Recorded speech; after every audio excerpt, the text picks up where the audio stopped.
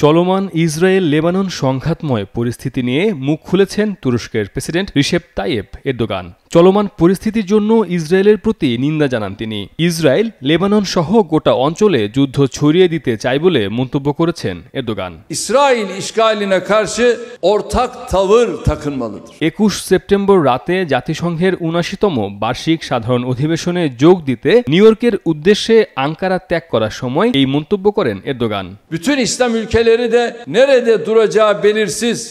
Israel সন্ত্রাসী গোষ্ঠীর মতো করে হামলাগুলো চালাচ্ছে বলে অভিযোগ করেন এরদোগান। ইসরায়েল পশ্চিম এশিয়া জুড়ে যুদ্ধ ছড়িয়ে দিতে চায় বলে আঙ্কারা আগে যে অভিযোগ করেছিল, এ ঘটনাগুলোই তা প্রমাণিত হয়েছে।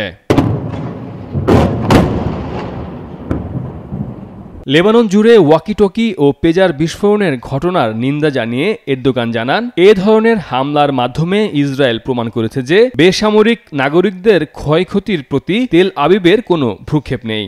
Ayşenur Ezgi Eygi'yi alçakça Erdogan আরও জানান, এসব হামলা প্রমাণ করেছে কিছু পশ্চিমা দেশের পৃষ্ঠপোষকতা নিয়ে ইসরায়েল লেবানন সহ গোটা অঞ্চলে যুদ্ধ ছড়িয়ে দিতে চায়। এই অঞ্চল বর্তমানে একটি ভয়াবহ সংকটের সম্মুখীন। büyüyen yayılmacılık tehdidine karşı সম্প্রতি লেবানন জুড়ে হামাস সদস্যদের ব্যবহার করা কয়েক হাজার তারহীন যোগাযোগ যন্ত্র পেজার ও ওয়াকিটকিতে একযোগে বিস্ফোরণের ঘটনা ঘটে।